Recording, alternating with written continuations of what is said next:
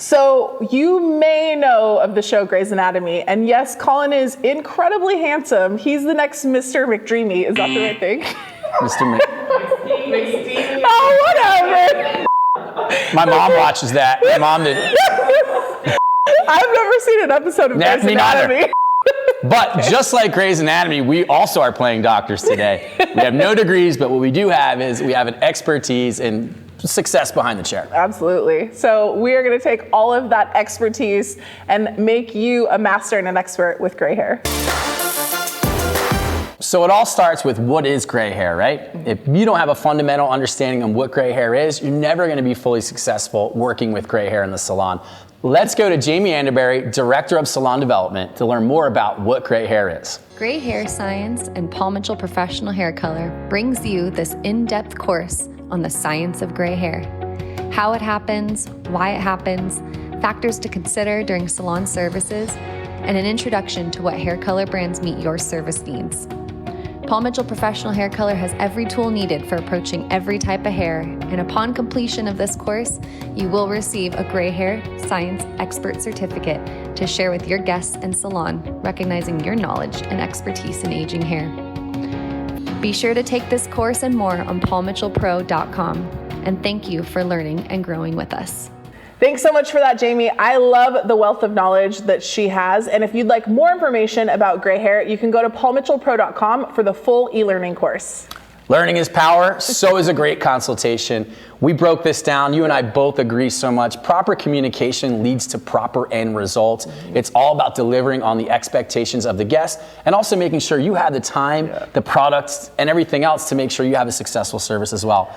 What are some consultation tips? Well, there's a lot of things that kind of come up during a consultation, but I would say that there's three major ones that you want to look at with your guest. The first one is you want to be really clear about what does your guest have as far as expectations? How do they want to look when they leave the salon? And that is really, really key because that's the foundation of making sure that they leave happy, because you either need to nail it or you need to adjust the expectation.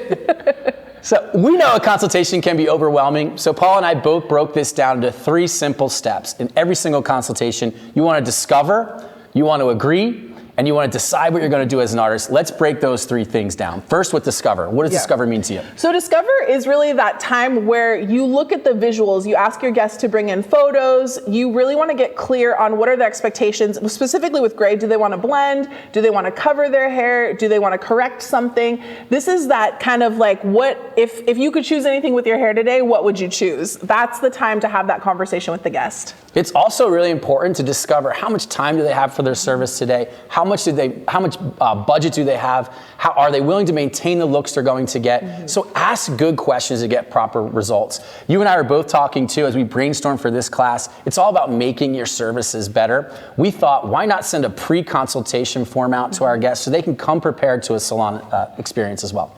Absolutely. So the next thing you're going to do is agree. Over communication is not a thing when it comes to hair color. So really taking the time, recap, okay, so because you said your budget is this, because you said this is the time you have, here's the time I have, do we agree on maintenance? Really get that clarity and make sure that you are not moving forward with your color service until you are both absolutely clear on what's about to happen.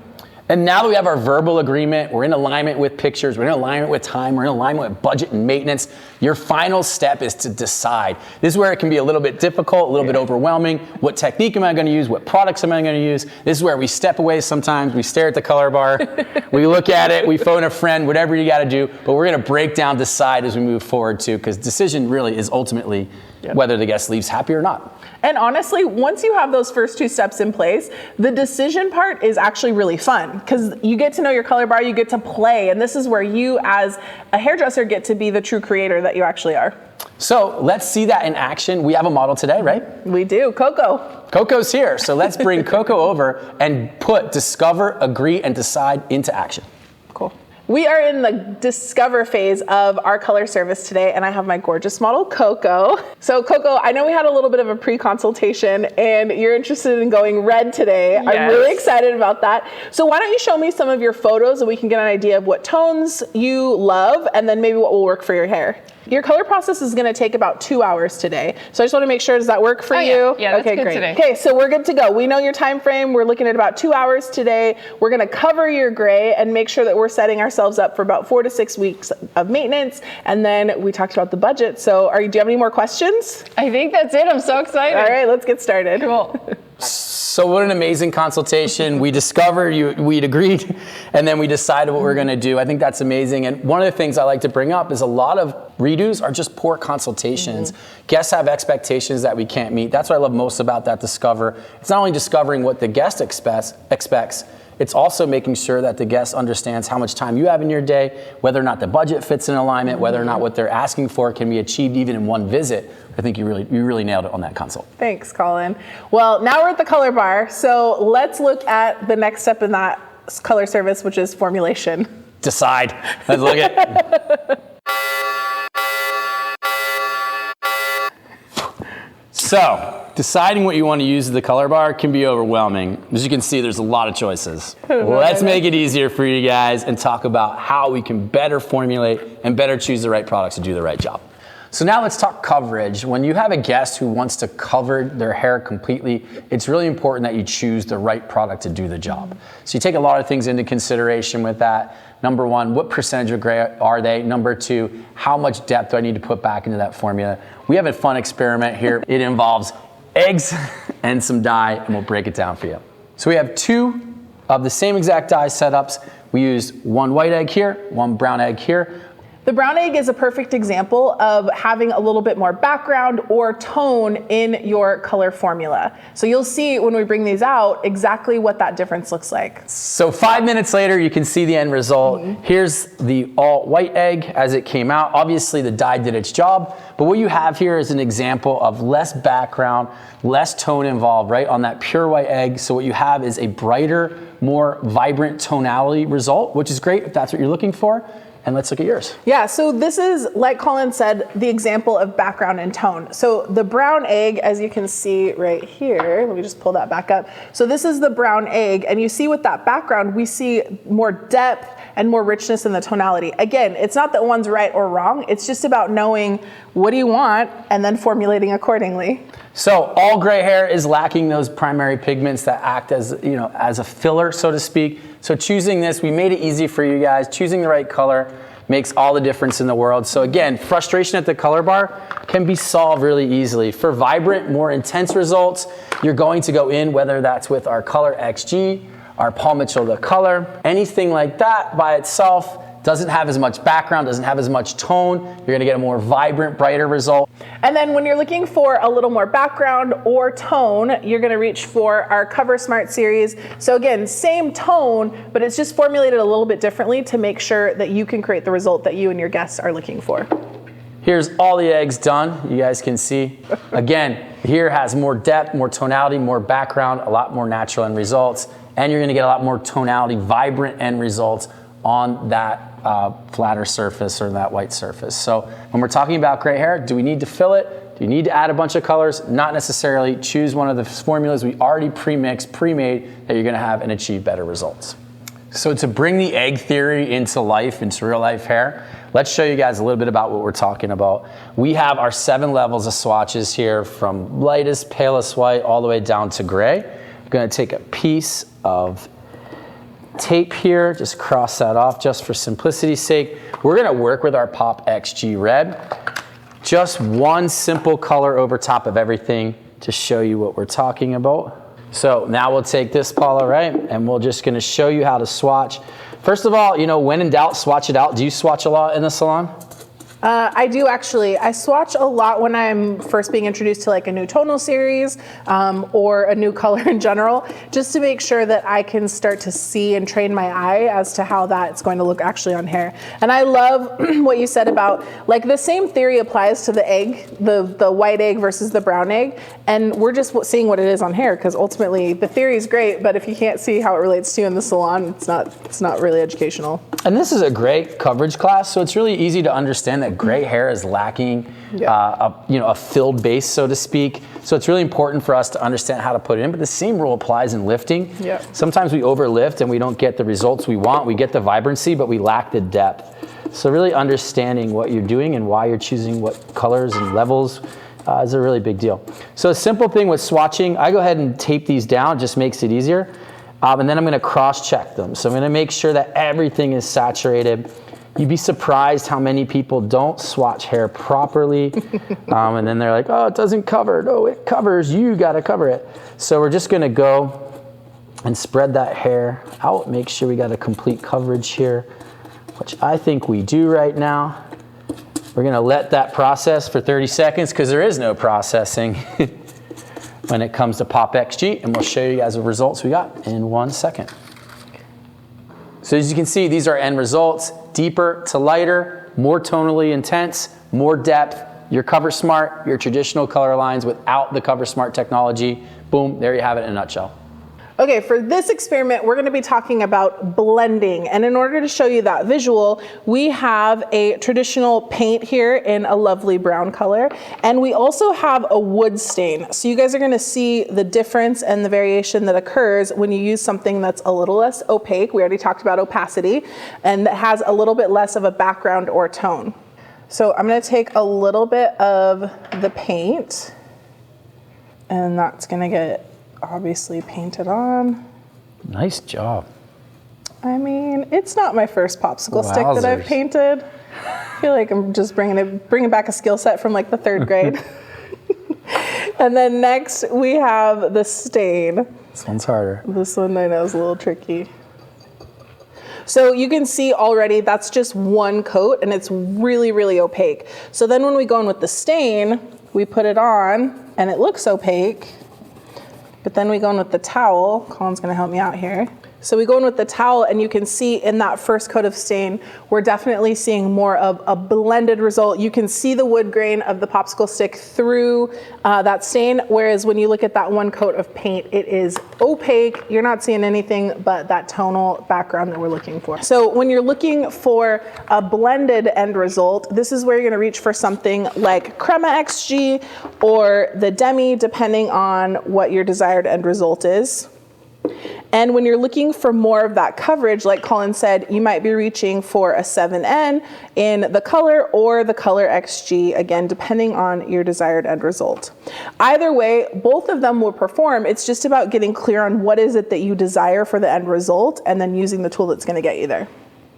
So we talked coverage, how important it is to get opacity, to choose something from the Cover Smart line, the N Plus series, if you're really looking to get coverage. We talked blending. We did talk blending. So we're looking at, again, opacity, background, tone, and really being aware of which of those products have that additional background or don't, depending on what your result is. Yep, so now we're gonna talk correction.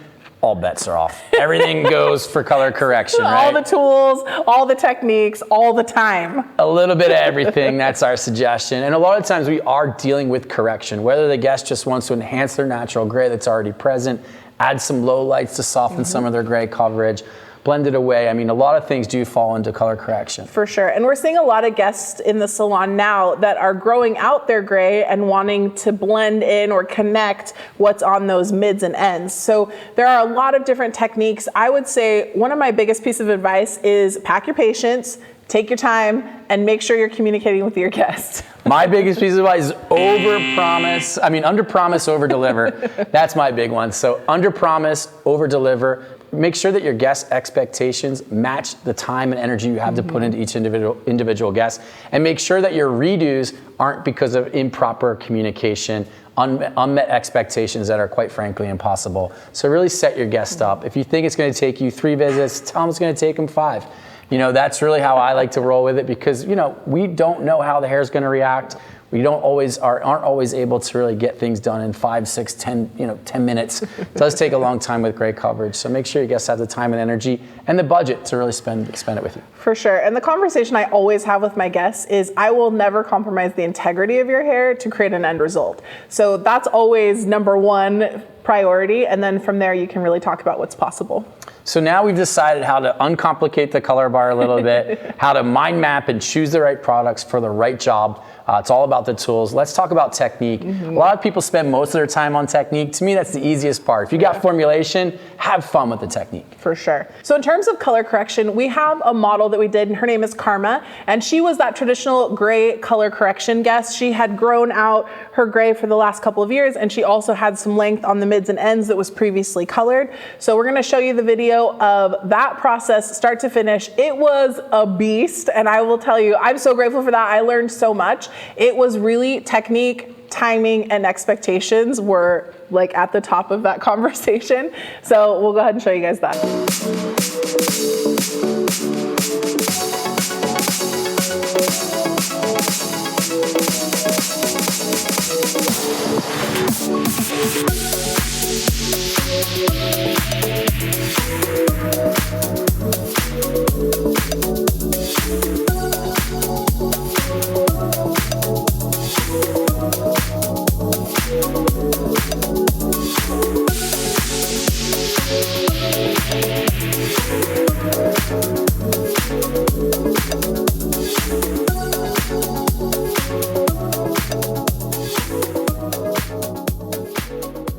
So beautiful job. I was here for that day. I mean, wow, the patience, the energy, the time you put into everything, really came out in the end result. So she looks beautiful. And more importantly, she felt beautiful. I think that's something that's so important as people embrace who they are. My wife's growing out her gray hair. It's empowering to people. And I think it's us as hairdressers. It's really nice to be able to take that journey with them and to do what they're asking us to do, which you nailed there. Thanks. So I took the time with a gentleman model, short hair model in this case. We did two different techniques. First, we blended him. You guys will see, really simple, just applying the color with a comb. Not every person wants to come in and cover 100% of their gray. So we went in with the demi. We were able to soften some of that naturally present gray, leave some of it there, and really just take the edge off. And then for the second application, we went in and covered that. What I love about that, it's all about building a lookbook for your next guest to show them a difference between coverage and blending, giving them the option, a visual tool to connect with. That's what this exercise was all about. So enjoy the video.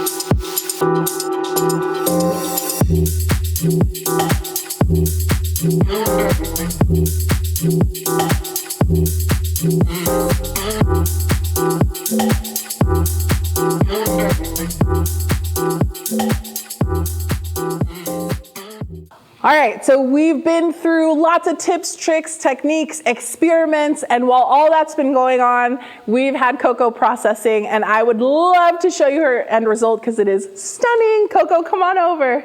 Yay! Hello, gorgeous. Hello. All right, so as you can see with Coco, we have this beautiful depth of tone that we got from the Color XG Cover Smart. You see a little bit of that dimension popping through with that variation in the C as well as those R series, both at a level 5. I am so in love with it. Coco, can you give us a little spin? Of course.